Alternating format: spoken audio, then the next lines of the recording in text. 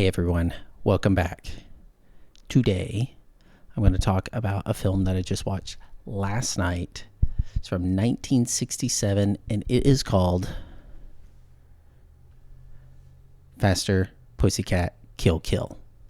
Okay, I went into this film thinking this is a fun exploitation grindhouse flick, and it delivered on that.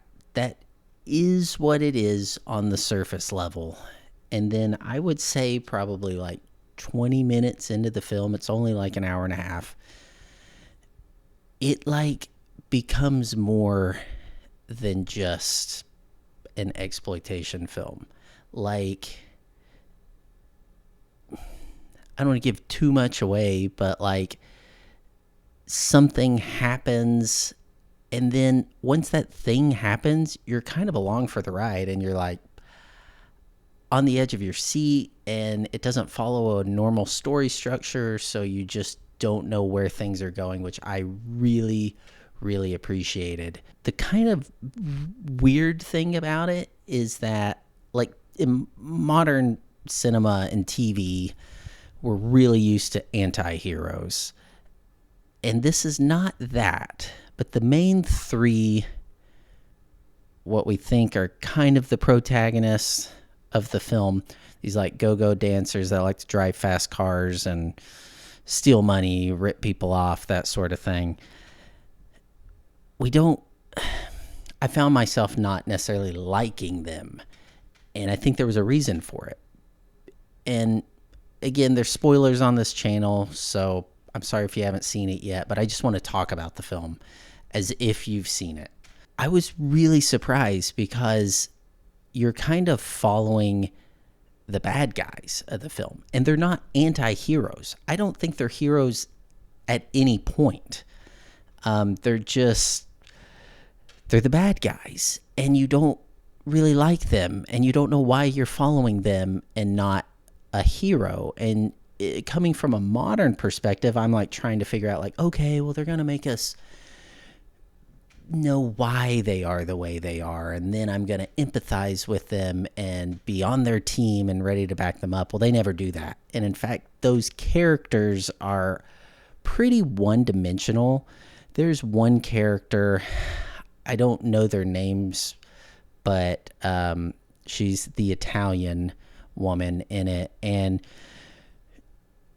she's probably the only one of the three that has a slight dimension about her, just because she doesn't really want to do what they're doing. They've kind of kidnapped this innocent girl, and not necessarily for good reasons other than like, hey, this is going to just screw us up, or get us caught or whatever. We need to let her go.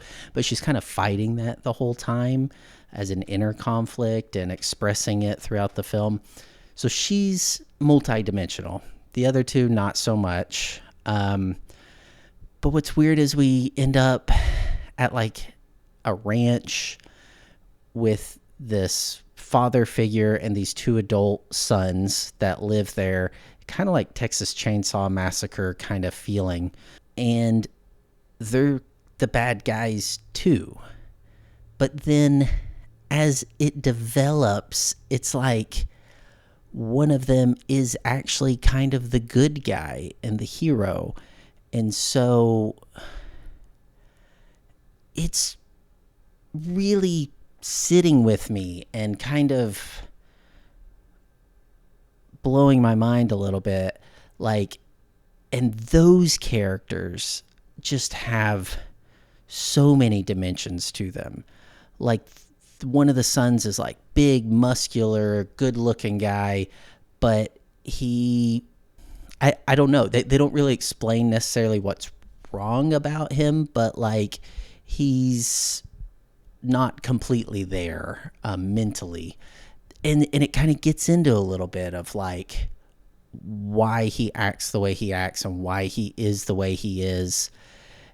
And there's almost kind of a twist with that too, when you find out from the father what that son did and in the past. And I wasn't expecting that amount of depth of story from just a B movie, from 1967.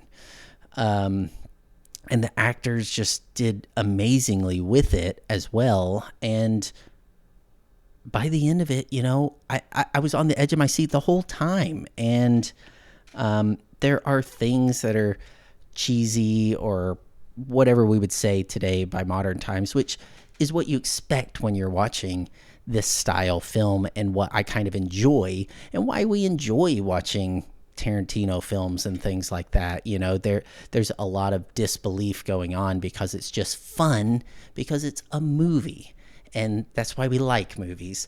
And this has a lot of fun stuff and fast cars and murder and things like that. And